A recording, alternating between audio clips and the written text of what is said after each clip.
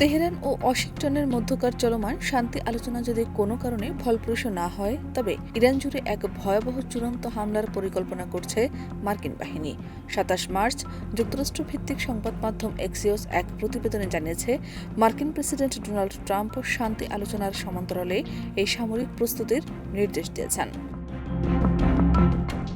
এই পরিকল্পনায় ইরানে ব্যাপক বিমান হামলার পাশাপাশি প্রথমবারের মতো বড় ধরনের স্থলবাহিনী নামানোর চিন্তাও রয়েছে যুক্তরাষ্ট্রের।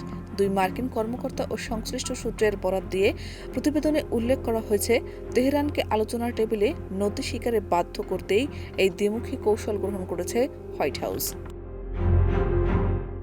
পেন্টাগনের সম্ভাব্য হামলার তালিকায় খার্গ, লারাক এবং আবু মুসার মতো কৌশলগতভাবে অত্যন্ত গুরুত্বপূর্ণ দ্বীপগুলো রয়েছে। এছাড়া হরমুজ প্রণালীর পূর্ব দিকে ইরানি তেলবাহী জাহাজে কঠোর অবরোধ আরোপের পরিকল্পনাও মার্কিন প্রশাসনের টেবিলে রয়েছে।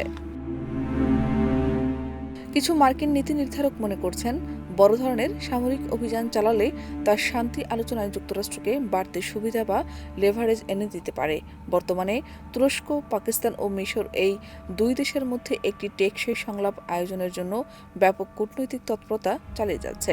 যদিও অনেক হোয়াইট হাউস কর্মকর্তা স্থল অভিযানকে এখনও একটি কাল্পনিক বা চরম পদক্ষেপ হিসেবে দেখছেন, তবে প্রেসিডেন্ট ট্রাম্প এখনও কোনো বিকল্পকেই নাকচ করে দেননি।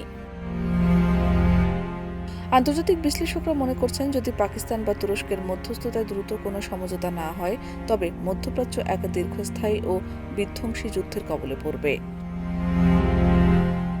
শাহনাজ পারভীন, দেশ রূপান্তর।